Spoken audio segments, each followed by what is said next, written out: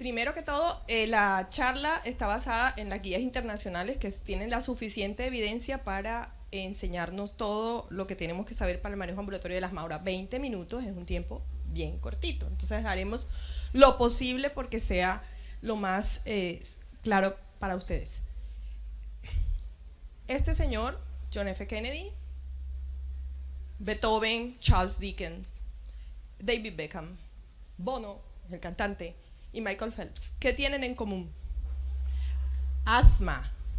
Cantante, músico, deportista de alto rendimiento, y todos ellos tienen asma o tuvieron asma muy importante en su infancia. Entonces podemos tener de todo y tener pacientes que tienen asma y han salido muy bien, afortunadamente. Entonces el asma no es una enfermedad como tal, se dice que más bien es como un síndrome, como si fuera una sombrillita que guardara una gran cantidad de manifestaciones clínicas que tienen diferentes severidades dependiendo de cada individuo. Entonces es una enfermedad que es heterogénea, es decir, que no en todo el mundo se manifiesta de la misma forma, que lo que sí tiene todo el mundo es una inflamación crónica de la vía aérea y una contracción anormal del músculo liso a ciertos alergenos o a ciertos estímulos, que estos van a variar de intensidad en cada individuo y en el tiempo, dependiendo de lo que tenga de factores medioambientales y de lo que traiga de carga genética cada persona, ¿verdad? Y que generalmente los síntomas más comunes son sibilancias. Si alguna vez un médico lo ha escuchado, a veces la madre misma refiere que tiene los piticos o, como decían en el interior del país, tiene la hervidera de pecho, que es lo que ellos mencionan, sonidos en el pecho, ¿verdad? Tos, que es un síntoma cardinal, disnea, sensación de opresión torácica. Muchos de los dolores precordiales que nos llegan a las urgencias, niños que tienen dolor precordial, el 90% no tiene nada que ver con el corazón, son más a veces problemas respiratorios como asma bronquial. Y que lo que sí también es claro es que todos tienen una limitación variable del flujo respiratorio en las pruebas de función pulmonar. Entonces de aquí ya vamos viendo que todos los niños que nos lleguen con asma, excepto los niños muy chiquiticos, nosotros tenemos que apuntarle a hacer pruebas de función pulmonar a esos niños. ¿Cuántas personas tienen asma en el mundo? Muchísimas. Más de 300 millones de personas en el mundo se calcula que tienen asma. Y dependiendo de cada país, la prevalencia puede ser hasta del 29%, o sea, una cantidad enorme. En Colombia se calcula que el 19% de los menores de 4 años sibilan en algún momento de su vida, y que entre 5 y 17 años, que van a ser de pronto los que van a seguir sibilando después, se calcula que hasta un 17%. Es la enfermedad crónica más común en el mundo, ante todo en pediatría. Entonces, el doctor Gustavo Aristizábal les decía a las mamás, no se preocupe, que afortunadamente lo que su niño tiene es asma, no se crea que es una cosa muy difícil de encontrar y muy exclusiva. El asma es bastante frecuente y eso hay que aclarárselo a la mamá para que tampoco la vea como una enfermedad catastrófica, sino que cada vez se case más con su diagnóstico y su tratamiento. Bueno, no vamos a hablar de la fisiopatología como tal, porque eso es un capítulo aparte, pero sí podemos decir que hay factores genéticos, la herencia familiar, que condiciona que el paciente tenga una inflamación de la vía aérea más rápida a cualquier alergeno, factores ambientales, cosas que están dentro de la vivienda del niño, el cigarrillo que de los padres, cualquier alergeno, las mismas infecciones virales que padece el niño en la infancia hacen que los cuadros de inflamación de la vía aérea se presenten. Puede haber una hiperrespuesta a la vía aérea inicialmente que se exacerba con cualquiera de esos factores, o puede haber incluso ya una remodelación de la vía aérea, que es lo que nosotros queremos evitar, que el paciente llegue a tener una obstrucción ya fija de la vía aérea más adelante y que persista con síntomas muy severos en la vida adulta. Eso es lo que va a llevar a los síntomas de asma. Este señor se llama Fernando Martínez, es un ídolo en la neumología pediátrica. Ese señor en el año 80 empezó a seguir una cohorte de individuos que lo sigue aún todavía, que es la cohorte de Tucson, y con eso se dio cuenta que habían varios fenotipos, o sea, varias presentaciones de personas con las mismas manifestaciones clínicas con sibilancias y eso, pero asociadas en diferentes grupos de edades, y los clasificó en los primeros fenotipos de asma, que fueron los niños que nunca sibilan, los niños que sibilan en forma muy temprana, antes de los 3 años, pero que a los 6 años ya no sibilan, los niños que siguen sibilando a los 6 años y los niños que empiezan a sibilar después en la vida más tardía. Estos dos últimos grupos, el de los sibilantes persistentes y los sibilantes de inicio tardío, son los que probablemente después van a seguir siendo asmáticos incluso hasta la vida adulta.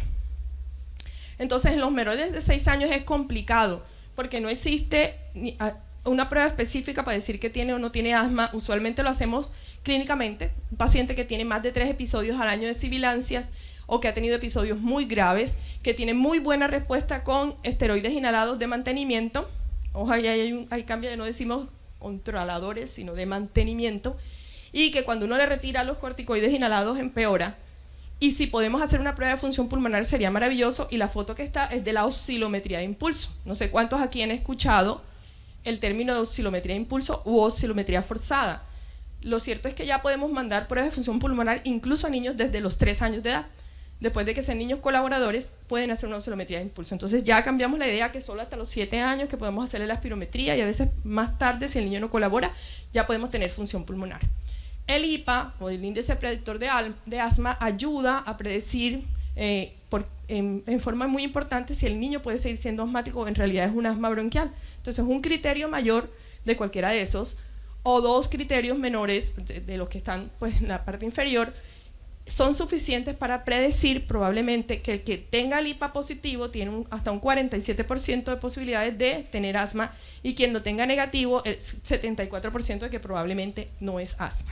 Bueno, estos son los fenotipos que el GINA 2023 incluye. Para nosotros muy interesante los 2 primeros, en pediatría, que existe un asma alérgica y un asma que no es alérgica, o sea que no todos los pacientes que te llegan a la consulta van a tener una IgE positiva, unos eosinófilos altos en sangre, unos eosinófilos nasales altos, y sí pueden tener manifestaciones de asma, o sea, no todas las asmas cursan con alergia. La severidad del asma, bueno, hay 2 formas de poderlo clasificar. Cuando el paciente te llega por primera vez a la consulta, tú puedes hacerlo con respecto a los síntomas que está refiriendo, o sea, tú puedes ver qué tan severo es el paciente de acuerdo a la sintomatología que te da cuando llega, y también a las pruebas de función pulmonar que traiga la consulta. Entonces hay una cuña cuando ustedes vayan a mandar el niño a pediatría, y más aún si el pediatra lo va a mandar al neumólogo, oiga, por favor, intente con los demoradas que son las citas, que por lo menos vaya con una prueba de función pulmonar si es posible, para que vaya sumándole cosas al diagnóstico temprano.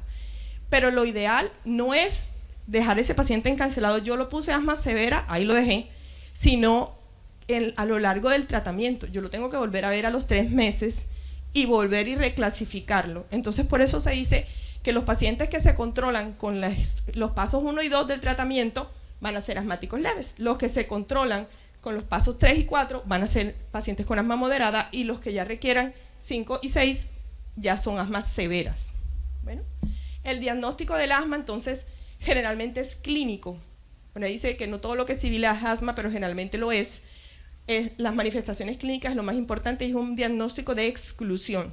Si yo veo que el paciente no tiene diarrea crónica, tiene buen peso, no tiene otras infecciones recurrentes, entonces digo, no es una inmunodeficiencia, no es una fibrosis quística, me voy quedando con asma como un diagnóstico de descarte. ¿Ya? No existe, como le digo, una prueba exacta a menos que ya tenga función pulmonar y puedas mostrar la reversibilidad. La historia clínica de esos ataques de asma, ¿cómo fueron? Hay que categorizarlos. Los antecedentes familiares y personales de atopia o eczema, dermatitis, y los paraclínicos, que ya los vamos a ver. Los síntomas siempre hay que preguntarle hace cuánto, cómo son, y muy importante, los intercríticos. No sé si ustedes alguna vez han acompañado a neumología a hacer la consulta, uno le pregunta, de los 7 días de la semana, ¿cuántos días tose? Y uno coloca 3 días de 7, 2 días de 7, eso es supremamente importante. A veces no lo hacemos en todo el mes porque a la mamá se le olvida. Y le insistimos en que lleve un diario de síntomas. Entonces, si usted se mete diario de síntomas, lo va a encontrar, y son unos cajoncitos en los que la mamá debe registrar todos los días que el niño tiene tos, porque ocurren 2 extremos: o la madre que es muy tranquila, que lo oye toser y ya ni se da cuenta que está tosiendo, o la madre que es en extremo nerviosa o se asusta mucho y lo ve malo todo el tiempo. Entonces el diario de síntomas es objetivizar cómo son esas manifestaciones clínicas y saber si hay periodos en los que realmente el niño no tose, si sus síntomas no son persistentes sino intermitentes. Eso es muy importante. ¿Qué desencadena los ataques de asma? Corre media cuadra y está apretado, le caen 2 goticas de agua y lluvia y está apretado, va donde la abuelita y se aprieta, pero es que donde la abuelita al lado hay un taller de pintura. O sea, todas esas cosas hay que aclararlas y establecerlas y dejarlas sentadas en la historia clínica, porque esos factores exacerbantes son muy importantes tenerlos en cuenta, y también con qué se mejora, qué le da a usted para que el niño mejore, y eso se debe registrar. Mire, yo le pongo 3 puffs de salbutamol y ya al niño se le quita la tos, entonces tiene una muy buena respuesta al broncodilatador, ¿verdad? Factores desencadenantes, mascotas, humo. Aquí tienen la costumbre mucho de quemar basuras cerca de las casas, las condiciones de vivienda del niño, que casi nunca, pues, al menos en el nivel que nosotros manejamos, no son las ideales en todos los casos. Las manifestaciones clínicas, desde la ausculta hasta cómo tiene los ojos, tiene indicios de que tiene conjuntivitis alérgica, cómo tiene la piel, tiene indicios de que tiene dermatitis atópica, y lo que no suma para asma, tiene deditos en palito de tambor, probablemente no es un asma, tiene alguna otra enfermedad más severa que el asma para producir esa deformidad, tiene una deformidad torácica severa, busquemos otra cosa que no sea solo asma, no nos quedemos con la posibilidad de asma como primera opción porque generalmente no suele ser tan grave. Factores que la exacerban, cigarrillo, incluso fíjese, hay factores que suman al desarrollo de limitación persistente al flujo aéreo que son prenatales. Ya se sabe que si una madre un niño tuvo bajo peso al nacer, si la madre tuvo una restricción del crecimiento intrauterino, puede aún condicionar que el niño se siga apretando en la vida adulta. O sea, desde lo que hace el ginecólogo hasta lo que hace el internista, todo tiene que ver. Estos son los exámenes que realmente le mandan. Hemograma, bueno, si tienes los recursos lo mandas, si tiene eosinofilia maravilloso, si no, no resta, o sea, suman, pero el hecho de que salgan normales no significa que no tenga, ¿ya? En todos los casos. Los eosinófilos de moco nasal requiere que la persona que los haga los sepa hacer, mayores del 2%.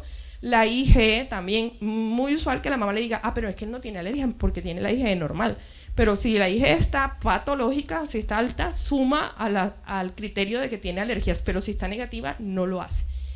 Los prick test, que cada vez están más de moda, aunque son bastante costosos, y otras radiografías para descartar síndrome sinorrinobronquial. Otras condiciones que empeoran el asma están dentro de los paraclínicos. Las pruebas de función pulmonar. Tenemos la espirometría, la oscilometría y las pruebas de broncoprovocación.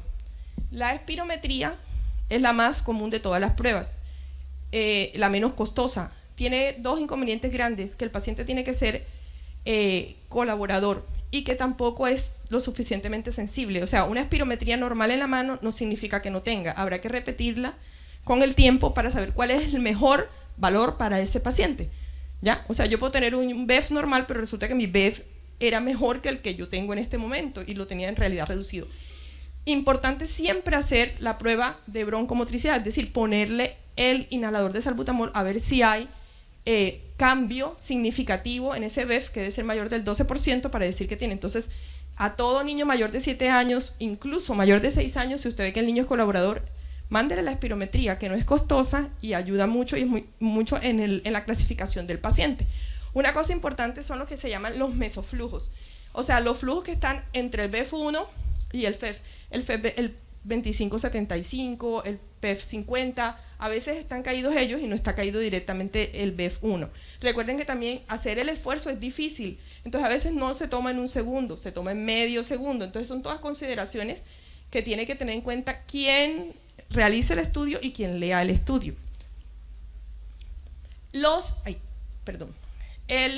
Otros dos exámenes son la oscilometría de impulso, y hoy también está cogiendo mucha importancia la oscilometría forzada en el estudio de los pacientes con asma. Se puede hacer desde los 3 añitos, no requiere que el paciente haga una expiración forzada, el paciente va a respirar normalmente en la máquina, así como está, le ponen un ganchito en la nariz, le piden que sostenga sus mejillas para que no interfiera la cantidad de aire que acumula en las mejillitas, sentado en la pierna de la mamá, respira ahí, mijito, y ya ahí se pueden tomar los valores, y aparte de que nos da valores de resistencia, también nos da valores de distensibilidad, o sea que nos puede hablar no solamente de la enfermedad pulmonar obstructiva, sino también de la distensibilidad del pulmón. Entonces es muy importante la oscilometría, y que también está de moda, que es la fracción de espiral de óxido nítrico. Cuando nosotros éramos estudiantes era ciencia ficción, hoy ya la tenemos a la mano y se puede hacer tanto para mirar si es un asma alérgica, inicialmente debe estar muy elevado el feno, y para control, si hoy me sale un feno como el que está ahí en 87, yo le tengo que hacer seguimiento de ese feno en 3 meses y tengo que ver que el feno vaya en descenso.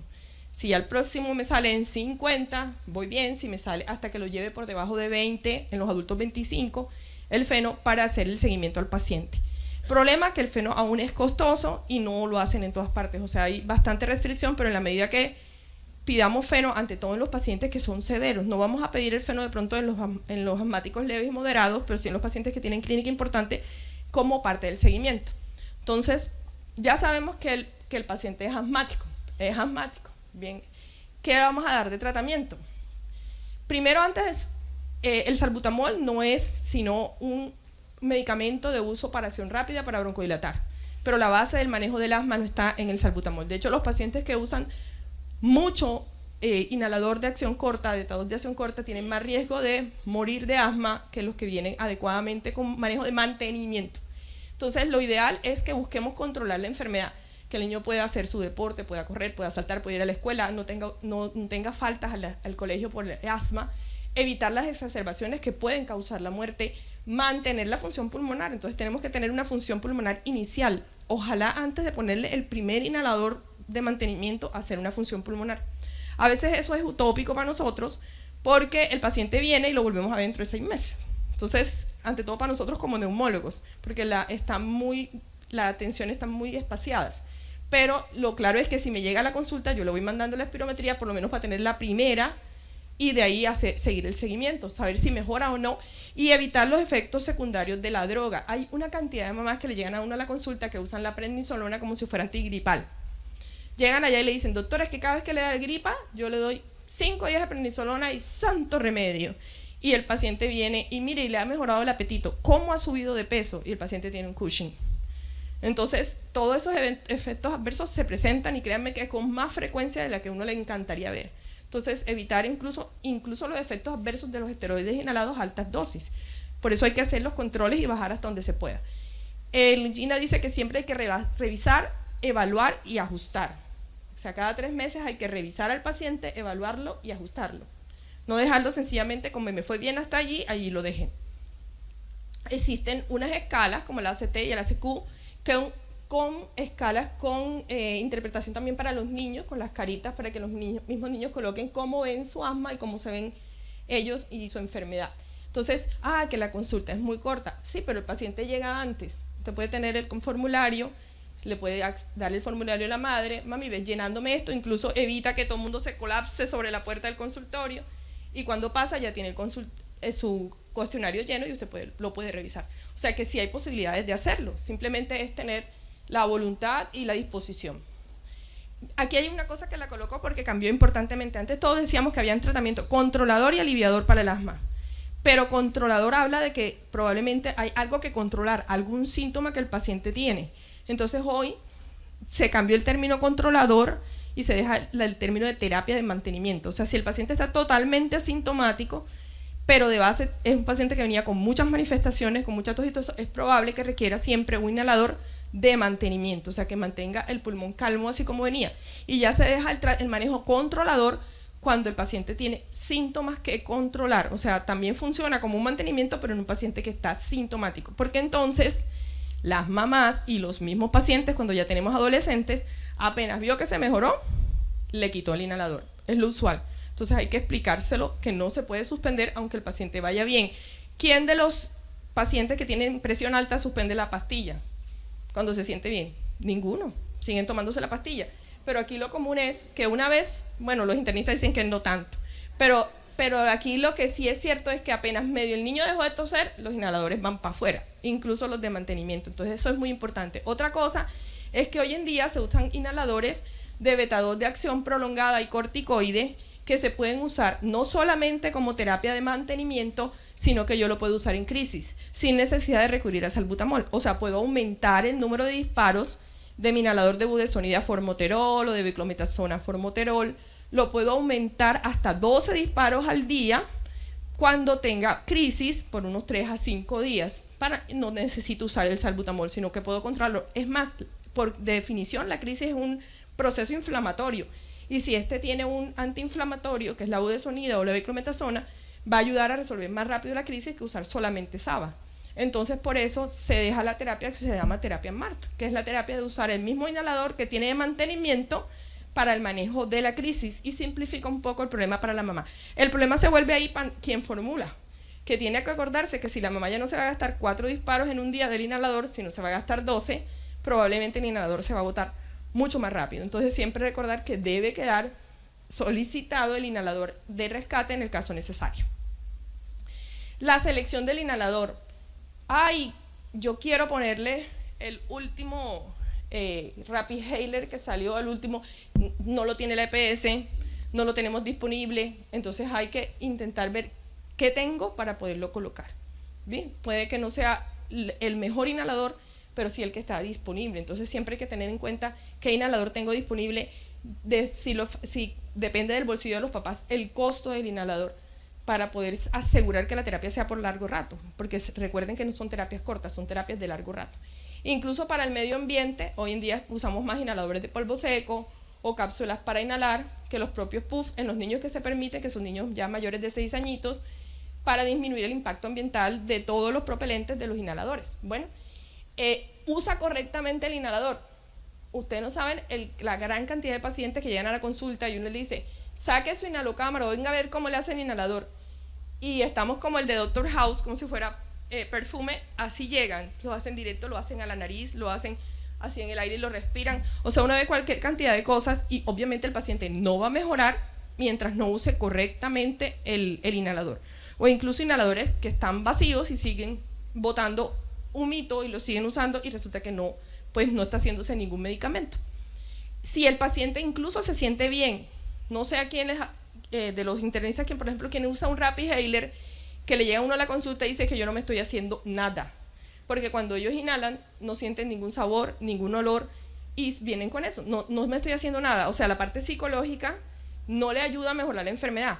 Entonces uno viene y lo pasa a una cápsula y cuando él abre y ve la cápsula vacía, entonces él dice, así me hice y ya se mejora.